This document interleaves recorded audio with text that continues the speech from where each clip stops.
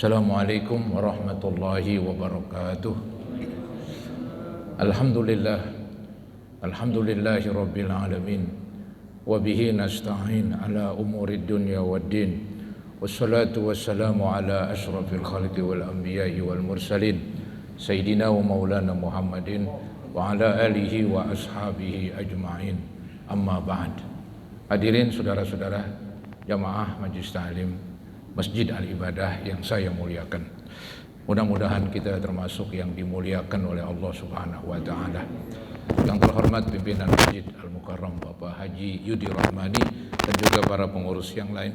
Mohon maaf tidak disebutkan namanya, namun tidak mengurangi rasa hormat kami kepada para pengurus, para tokoh masyarakat, para guru-guru, para asatizah, para hujjaj dan remaja sekalian. Syukur alhamdulillah pada malam hari ini Allah masih memberikan kepada kita kesempatan, kesehatan dan kekuatan sehingga bisa hadir kembali untuk sama-sama mengikuti pengajian.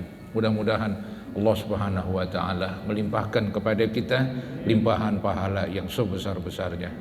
Semoga Allah ampuni dosa-dosa kita dan semoga terus dibukakan pintu ilmu dan pintu hati kita. Amin ya mujibas sa'ilin. Yang ingin menyimak halaman 363.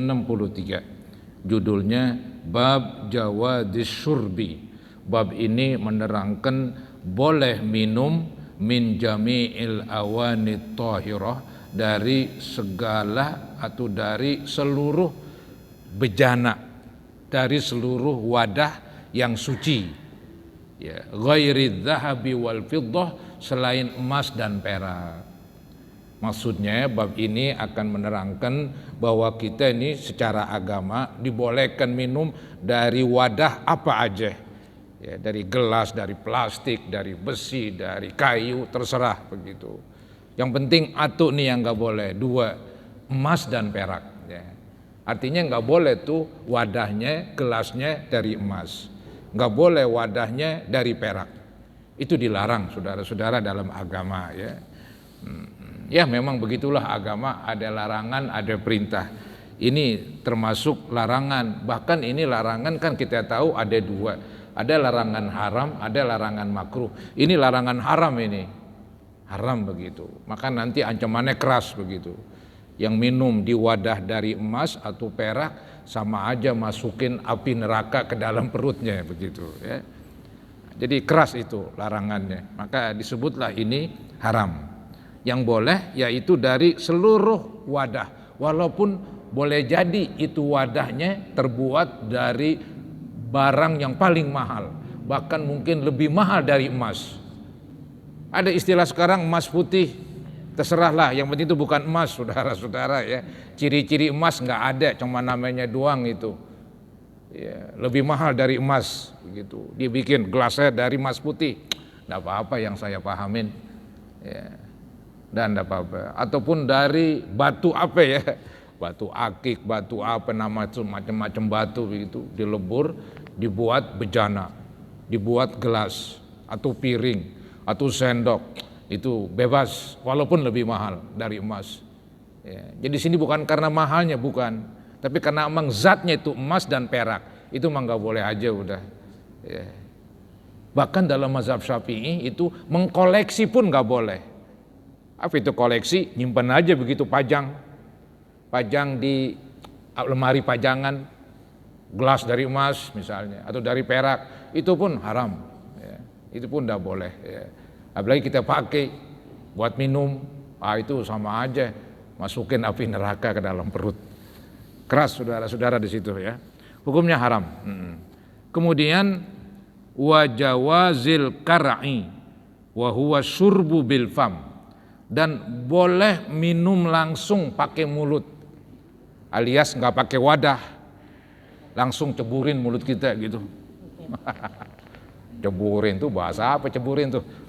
Langsung diceburin mulutnya saudara-saudara, ya, nggak apa-apa. Ya, zaman dulu mungkin airnya masih jernih, ceburin di ember begitu, aus banget kita, ya. Sekarang kan repot udah. Coba-coba langsung minum, nggak pakai masak, udah diare paling kurang, diare saudara-saudara paling kurang, ya. Jadi boleh minum namanya al-kar' ini, wa jawazul kar'i. Boleh al-kar'. Apa kar' di sini? Wa huwa syurbu bil fam, yaitu minum dengan mulut. Dicontohin minan nahri, dari sungai. Waduh, tuh zaman dulu tuh sungainya jernih, langsung minum dari sungai. Nggak pakai tangan, nggak pakai tangan, bolehan lagi. Langsung ceburin udah mulutnya. Wa ghairihi, dan selain dari sungai, dari kolam kali, ya, kolamnya bersih, airnya bersih, steril, boleh aja langsung udah nggak pakai wadah. Bi ghairi inain, tanpa wadah, tanpa bejana, ya. Wala yadin, tanpa tangan, ya udah lalepin ke mulutnya kan begitu. Kemudian ini judul saudara-saudara, kesimpulan dari hadis-hadis yang akan datang. Ini Imam Nawawi, dia punya cara begitu, membuat judul duluan. Padahal itu kesimpulan dari hadis nanti diduluin supaya orang ada bayangan. Ntar ditimpah lagi dengan hadis, ya mantap udah. Ya. Jadi biar orang kepahaman hadisnya nggak melenceng, nggak melebar, nggak sembarangan. Jadi kepahaman hadis yang nanti kita baca udah diikat dengan judul di sini. Ya. Kemudian Imam Nawawi lagi melanjutkan judulnya wa tahrim isti'mali ina'iz zahabi wal fiddah. Wa tahrim, dan bab ini menerangkan hukumnya haram mempergunakan wadah dari emas dan perak.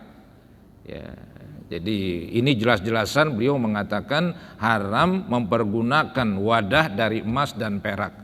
Fisyurbi, di dalam makan, di dalam minum, wal akli, di dalam makan, wat toharoh, di dalam bersuci, dalam berwudu, ketele dari emas, kucurin, begitu. Atau kendinya dari emas, nggak bisa juga udah, walaupun buat berwudu nggak boleh. Itu yang disebut wat toharoh. Wasairi wujuhil istimal, dan seluruh bentuk-bentuk pemakaian. Ya, tadi kan buat makan, buat minum, buat apa terserahlah, nggak boleh dari emas dan perak itu.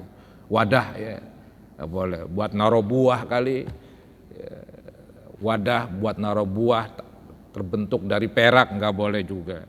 Atau dipajang alias koleksi begitu. Itu nggak boleh juga. Ya. Nah itu judulnya saudara-saudara. Memasuki hadis pertama. Ya. Memasuki hadis pertama. Nah ini contoh Nabi pernah berwudu ya dengan bejana, tapi bejana ini bukan dari emas, bukan dari perak begitu. Yang penting selain emas dan perak begitu. Nah ini hadisnya nih. Nomor 1, an Anasin radhiyallahu an. Hadis dari Anas, qala, berkata Anas, hadaratis shalah, telah datang waktu sembahyang. Ya. Sembahyang fardu di sini. Telah masuk waktu sembahyang, faqama man kana qaribad dar, maka berdirilah orang-orang yang dekat rumahnya, ila ahlihi, berdiri untuk pulang ke rumahnya. Mau ngapain? Mau wudu. Ya, jadi ketika masuk waktu sholat, ya, maka yang rumahnya dekat pada pulang untuk berwudu, ntar balik lagi begitu. Ya. Wa baqiya qaumun, dan masih ada sisa beberapa orang, disebut kaum di sini. Ada beberapa orang yang enggak pulang ke rumahnya karena rumahnya jauh. Sedangkan sholat udah masuk waktu. Kita tahu di dalam sholat mesti bersuci. Air enggak ada seperti sekarang di masjid, banyak banget. Zaman dulu ya berat saudara-saudara, lebih-lebih ya di Madinah itu. Ya, di Mekah, di tanah Arab air susah. Maka ini yang dekat rumahnya pulang. Nah yang rumahnya jauh netap di situ. Wa baqiya qaumun, dan netap di situ beberapa orang, yaitu satu kaum gitu. Kemudian diceritakan lebih lanjut, fa'utiya Rasulullah SAW bimikhdobin, maka Nabi dibawain begitu. Fa'utiya, maka didatangkan alias dibawain Rasulullah SAW bimikhdobin, semacam mangkok begitu ya. Nah ini mangkok min hijarotin, dari batu. Nah, bolehlah bejana dari batu. Zaman dulu kan zaman batu lagi kan. Bahkan tempat numbuk sambal juga cabai dari batu itu. Begitu saudara-saudara ya. Cowet apalagi itu namanya, bikin gado-gado dari batu itu. Walaupun zaman modern masih kepake. Yang penting ini Nabi ada mangkok ya dari hijarah ya, dari batu. Fasaghura al-mikhdabu. Nah, batu ini kecil katanya. Kecil dasarnya. Ya kita tahu mangkok, namanya mangkok ya. Mangkok ini terbuat dari batu, kemudian dia kecil bawahnya. Jadi kecil, ayyub satofihi kafuhu. Kecil untuk dilebarkan telapak tangan Nabi. Ya mangkok tahu sendiri, nggak mungkin tangan dilebarkan begini. Ya. Maka katanya Nabi agak menggemalkan tangannya, tahu-tahu keluar dari celah-celah jari Nabi air memancar. Sehingga orang-orang semuanya berwudu. Wah ini mukjizat Nabi ini. Jadi ada air yang paling mulia, bahkan kata ulama lebih mulia dari Zam-Zam.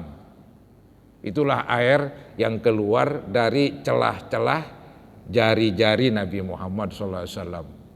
Ketika air sedikit, cuman seukuran semangkok ya, tangan aja nggak bisa dilebarin, agak menggemal. Tahu-tahu air keluar banyak banget sehingga orang pada berwudu itu. Ya, berwudu orang-orang yang nggak pulang. Nah inilah katanya mukjizat Nabi. Dulu juga ada ceritakan di dalam ayat Quran suratul Baqarah ya, si Nabi Musa itu kan memukulkan pada batu, maka memancarlah 12 batu. Kalau batu keluar air itu masih banyak contohnya. Contohnya di puncak-puncak tuh zaman dulu, kalau kita pergi ke puncak begitu naik motor itu banyak keluar air kericik begitu. Tapi kalau dari tangan ini keluar air memancar, ini yang sangat aneh. Maka dibilanglah air yang keluar dari celah-celah jari Nabi itu lebih mulia dari air yang dipukulkan oleh Nabi Musa pada batu memancar 12 mata air. Karena alasannya bahwa dari batu keluar air semacam banyak contohnya. Tapi keluar air dari tangan, wah itu aneh sekali. Kalau keluar keringat semuanya keluar saudara-saudara ya. Tapi kalau air ini untuk berwudu memancar, bukan main itu. Itulah mukjizat Nabi katanya. Maka kesimpulan singkatnya nih, fatawaddo al kaumu kulluhum. Maka berwudulah kaum seluruhnya. Ya, entar ditanya berapa orang itu nih. Qalu kam kuntum. Maka ini ada yang bertanya, kamu waktu itu berapa itu? Ketika wudhu dari air yang memancar dari celah-celah jari Nabi. Qala thamanina wa ziyadah. Mereka menjawab 80 lebih. 80 orang lebih katanya. Ya, berwudhu dari air yang memancar dari celah jari-jari Nabi Muhammad SAW. Muttafaqun alaih, hadhihi riwayatul Bukhari. Ini hadis Bukhari Muslim, cuman yang ini riwayat Imam Bukhari. Riwayat Imam Muslim sama, tapi ada lebih kurangnya ini. Nih, wa fi riwayatin lahu wali Muslim. Dan ada riwayat Imam Bukhari juga ada, dan riwayat Imam Muslim. Anna Nabiyya sallallahu alaihi wasallam, bahwasanya Nabi memerintahkan. Nabi memerintahkan bi'inain dengan bejana, dengan wadah. Nabi minta, baik mari tempat air begitu. Min ma'in yang ada airnya. Nabi mau wudu. Nabi mewudu, meminta kepada sahabatnya yang dekat rumahnya untuk mengambilkan wadah tempat air, berikut airnya seadanya. Maka dibawain, fa utiya biqadahin rahrahin. Maka Nabi diberikan yaitu bejana alias mangkok yang roh ini, yang mukanya agak lebar memang, tapi dasarnya agak kecil, namanya mangkok begitu. Itu namanya roh itu. Fihi syai'un min ma'in, di dalamnya ada sedikit air. Syai' artinya sedikit. Fihi syai'un min ma'in, di dalamnya ada sedikit dari air, enggak banyak, enggak luber. cuma sedikit lah, ya lebih kurang setengah begitu. Maka bahwa doa asabi'ahu fihi, Nabi meletakkan jari-jarinya ke dalam mangkok tersebut. Ya. Nah tadi kan dibilang tuh, maka memancarlah dari celah-celah jari tersebut air.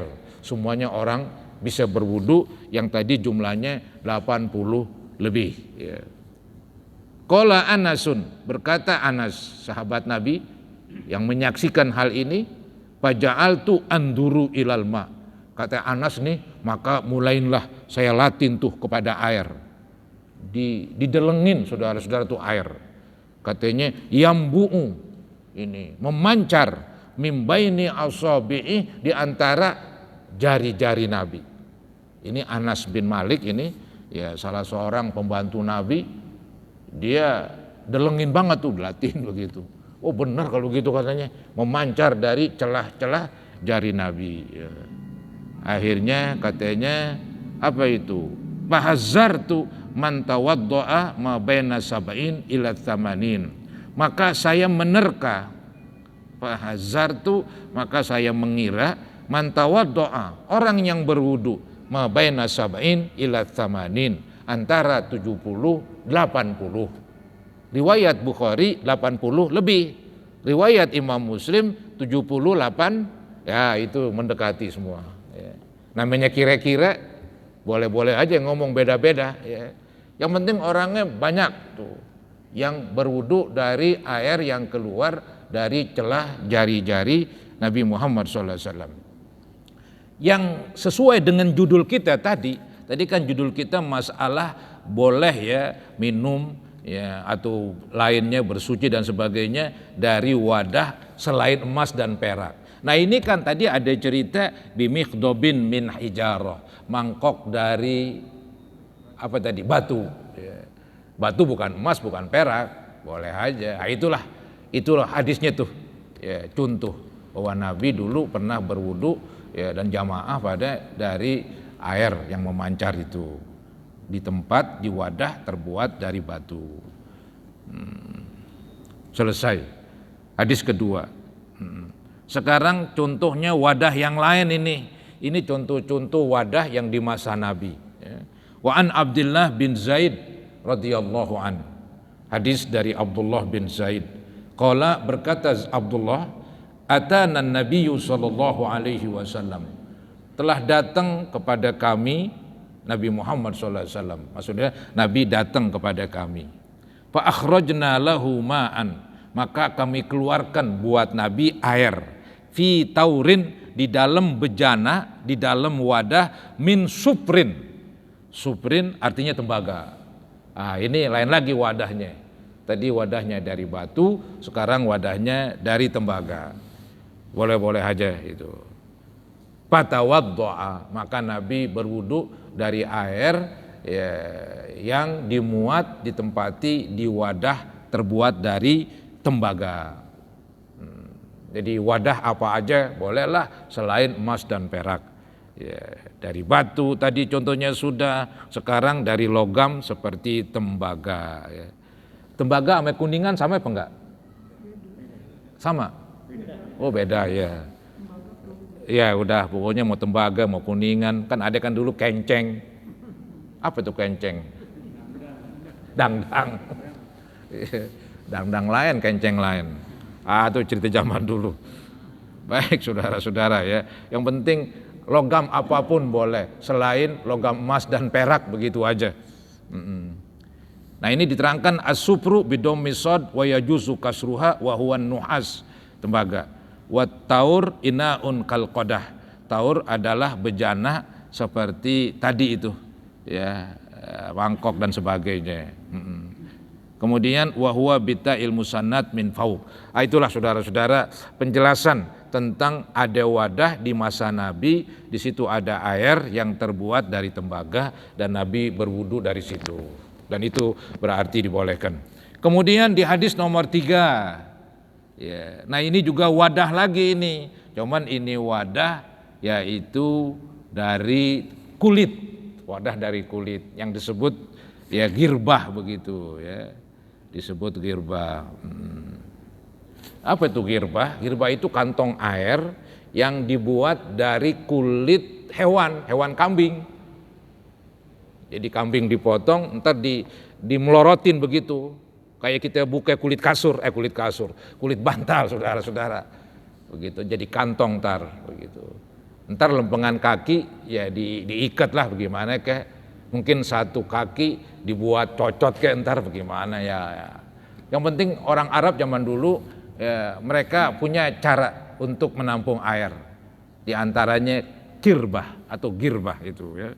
Nah, itu kan terbuat dari kulit hewan. Boleh ya.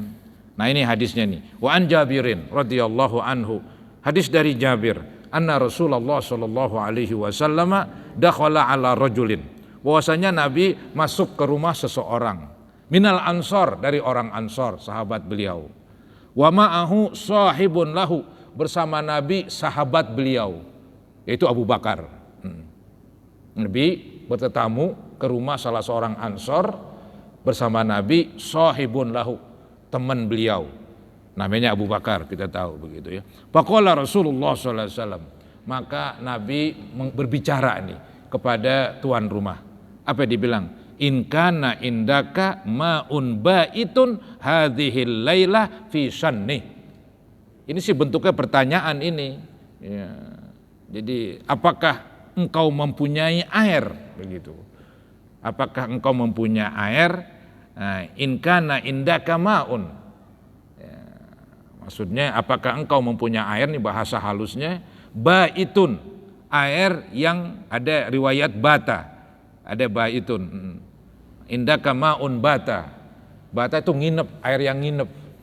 Air nginep. Maksudnya apa? Air yang udah lama.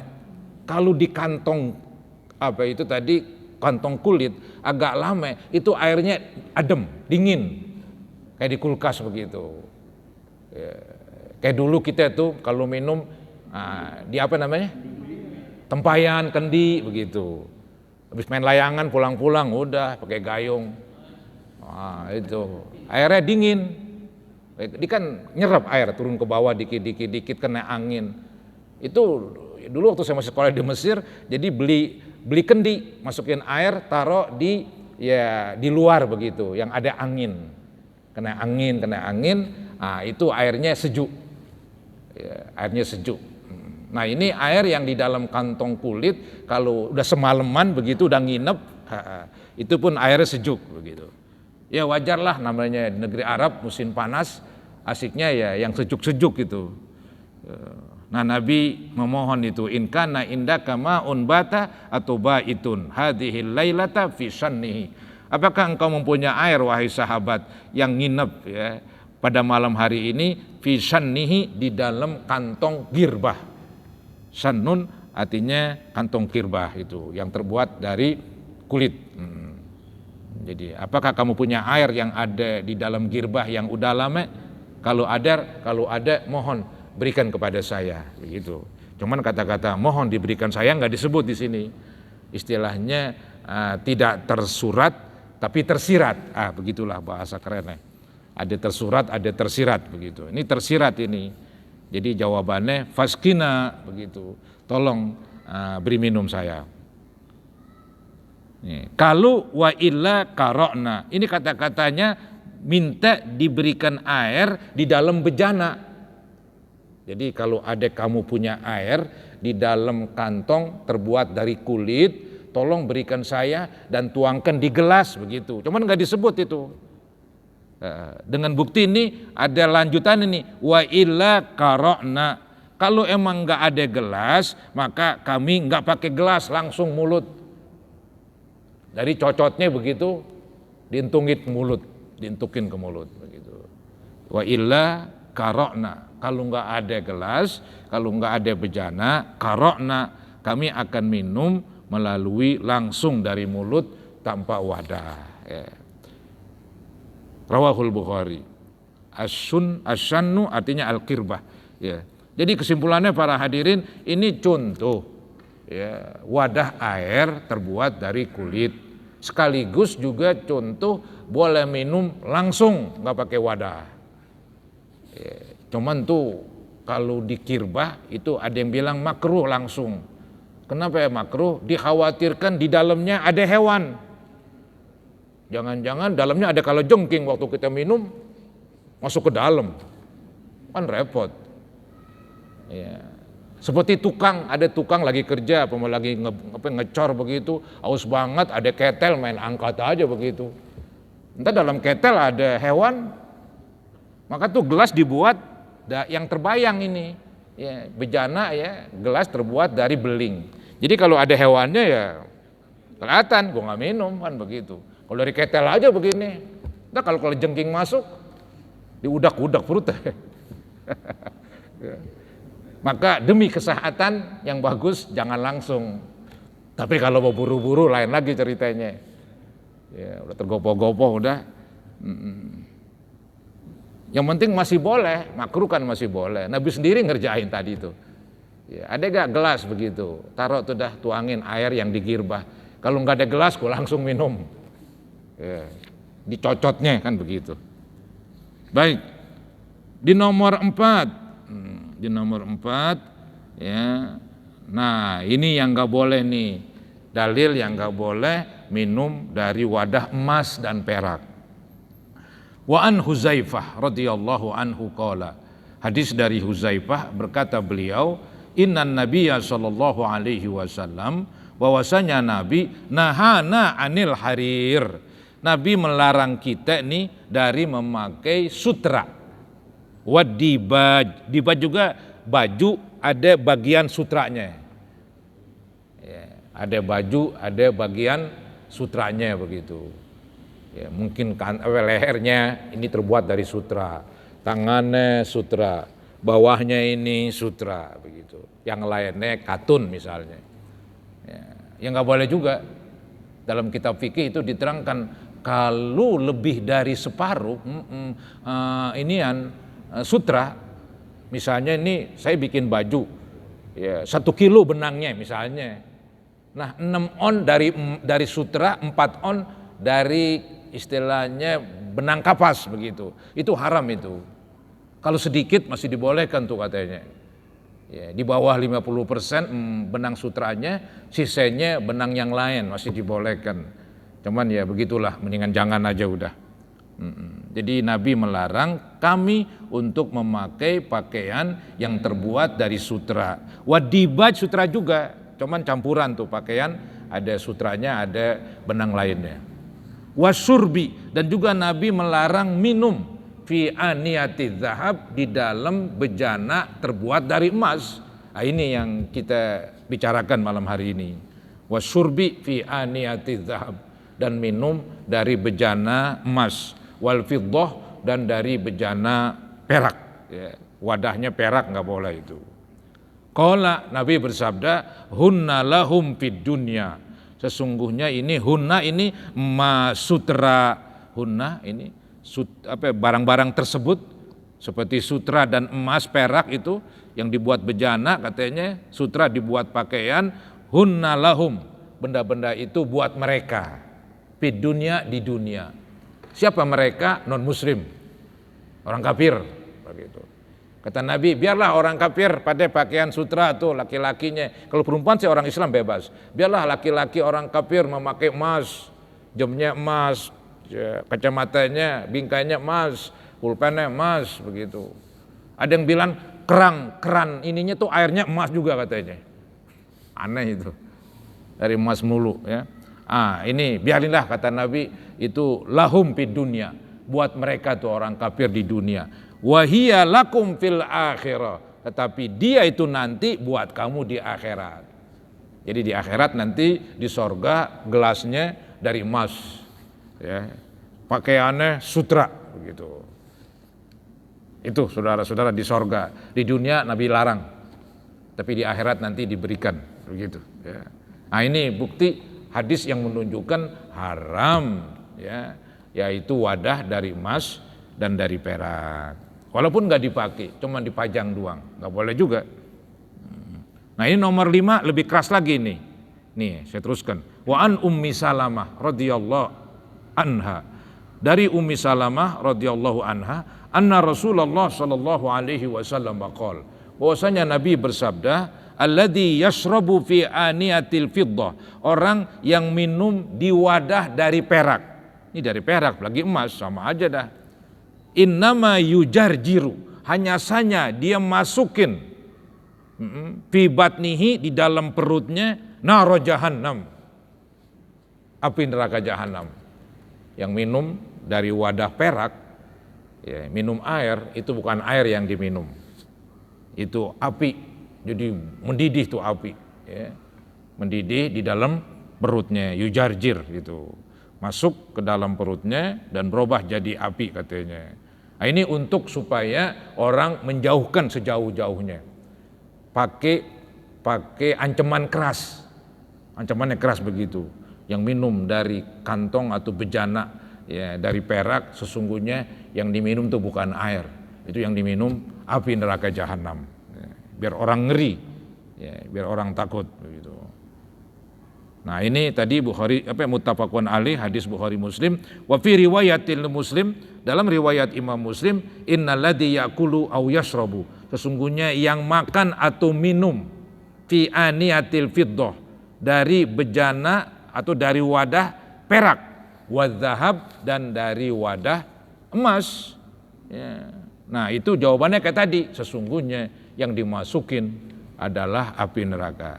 Wa fi riwayatin lahu, dalam riwayat yang lain ini, man syariba fi ina'in min dhahab, barang siapa yang minum dari bejana terbuat dari emas, au fiddatin, terbuat dari perak, fa innama yujarjiru fi batnihi naron min jahannam, hanya saja dimasukin ke dalam perutnya neraka jahanam begitu.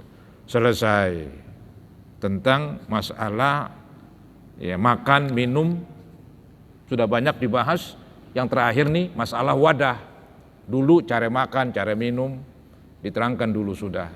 Bahkan posisi makan, posisi minum, ada yang berdiri, ada yang duduk, kan begitu, udah dibahas itu. Itu udah kelar semuanya nih dah. Jadi etika dan adab makan minum udah kelar. Ini judul baru, adab etika berpakaian, ya, tentang berpakaian.